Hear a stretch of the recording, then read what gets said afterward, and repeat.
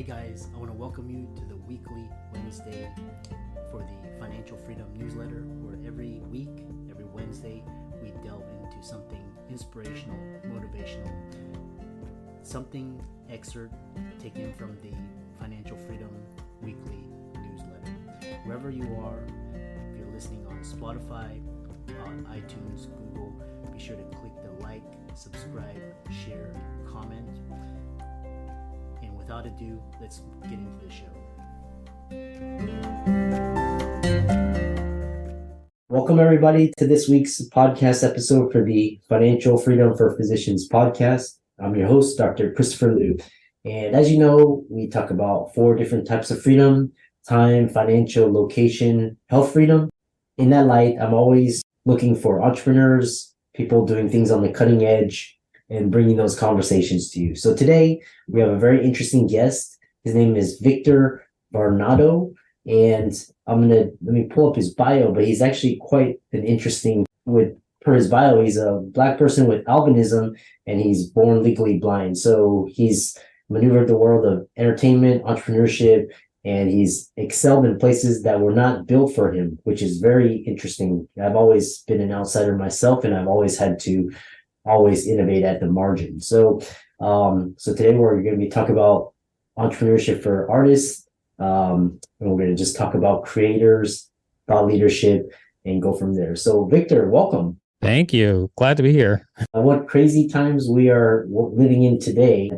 I'm telling my clients, I've never seen anything like this since 2008. And then 2020 was kind of the straw that broke everything. And now everything is a literal shit show. So in that light, tell us more about yourself and we'll go from there. Oh, yeah. I would say that I am a lot of those things that you talk about. I think I do a lot of different things. Some people know me as an actor, and some people know me as a comedian or a cartoonist. And some people other than that know me as like a television producer, writer, or filmmaker. I just do different creative things. I'm interested in being an artist full time. That's what I want to do. And my goal is that I want to wake up every morning and then just pursue my curiosity. That's my goal. And so, and I don't want to do dishes ever again. So I'm working on making sure that pursuing my curiosity pays the bills in such a way that I don't have to do dishes again. That's quite interesting. Because I wake up every day and I'm naturally curious about individuals such as yourself, and I get to interview them, and the internet's made that possible. I don't have to go onto Bloomberg or any of these big media outlets, and I get to have great conversations and share it. And just like you, people think the life of a doctor is glamorous, but it's actually very similar to washing dishes. It's very labor and time intensive. It's tedious. So and it's great that we can both wake up and pursue our creative passions and explore that. So what's interesting is okay, so we're now in like this Web 2, Web 3 era, and it's going to be great for creators, entrepreneurs, thought leaders. Tell us more how you fit into that.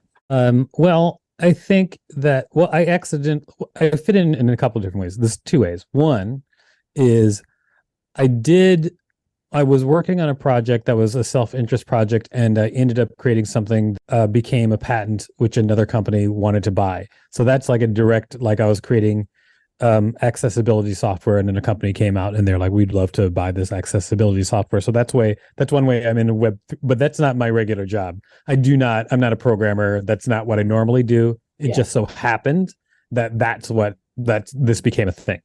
But then normally what I do is I am just a creator. I'm a writer, I'm a comedian, I'm a cartoonist.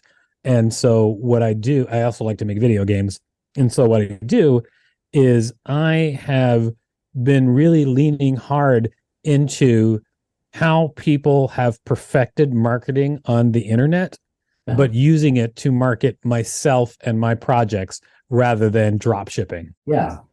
Yeah, it's quite interesting. Yeah, I mean, the internet has a flavor for everyone, and especially for artists and creators and influencers. Now it's a lot given an outlet for like social media marketing, creative marketing, YouTubers, Instagrammers. So that's really interesting. What is where do you see yourself? Are you seeing more like Twitter or Instagram or YouTuber podcast? I would say I don't do any of them as the main thing. Although I would say I hang out the most on Twitter. Like that's where I hang out the most because I'm a big talker and a writer of jokes. And so I do more of that than almost anything else. But I do, engage with all the other social media. When I do create projects, I do create brands, and those brands have to have their own social media as well. And so that's like a whole different thing that happens. Yeah, I think it's really cool because this idea of these social media platforms, they're so powerful because in the early days, people thought it was like posting a picture of their cats or YouTube, all these like crazy things, but it's actually evolved into something very powerful. You can get real-time updated information, you can put out a video, you can become an actual news or media outlet or channel. So it's you're breaking up. Is that better? Yeah, you're breaking up. I think so. Yeah, it's probably the internet. So, and what's interesting is that Elon said that Twitter is actually the de facto, it's a digital town square where everybody comes to talk and they tweet, and it's kind of like this digital place where people are just, talking and everything. I'm curious, how did you know you will succeed? How did I know that I would succeed? Yeah. That's actually a really easy answer. Anyone can succeed if you want to. Like, really, I mean, honestly and for true, if you wanted to be a millionaire right now, there's enough information out there where you could do like some very shitty thing, like some terrible, boring work, and become a millionaire, because it's possible with the internet. It's absolutely possible. You could become a millionaire on YouTube if you're willing to go through all of the work.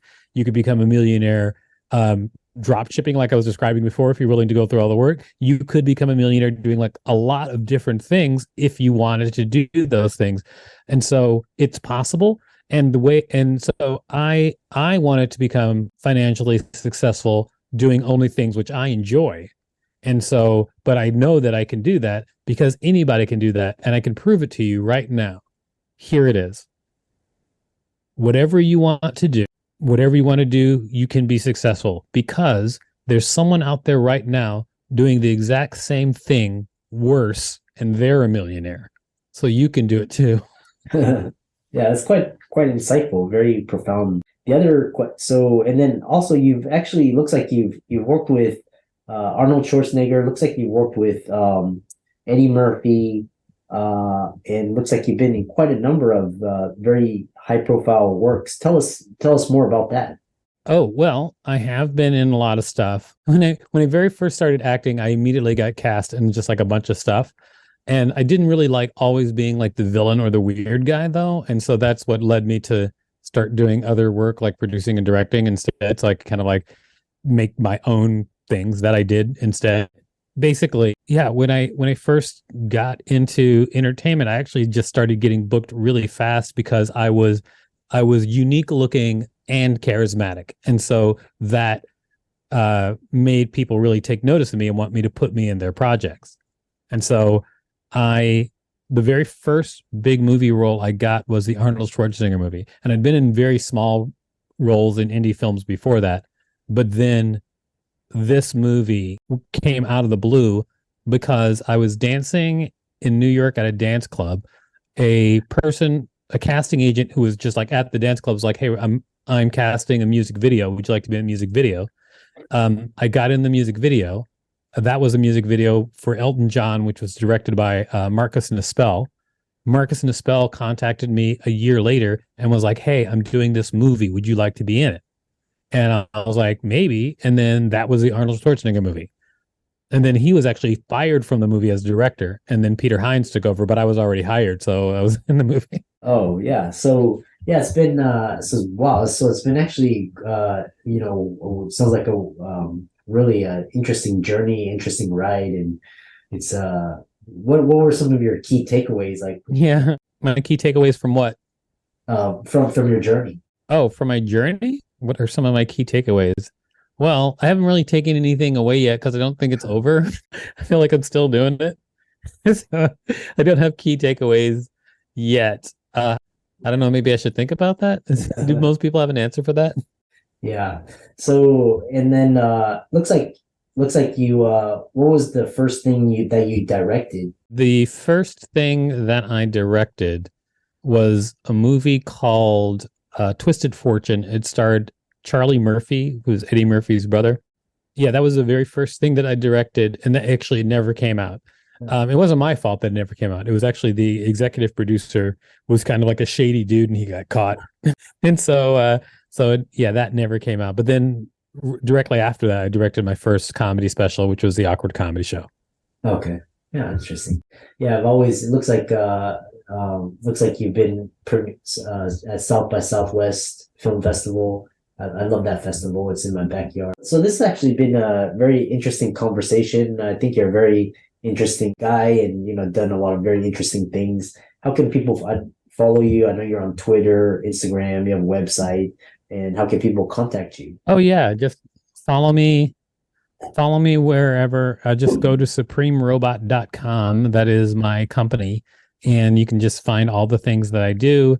I'm actually talking right now because I do have a podcast that I would love for people to check out and also request, because we take requests on the podcast.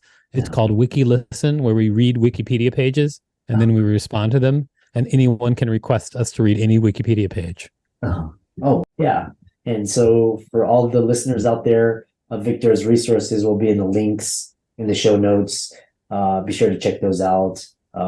Really interesting discussion with a creator and a creator. And with that, thanks for coming on to the show. And, it was a very interesting conversation. Thanks for having me.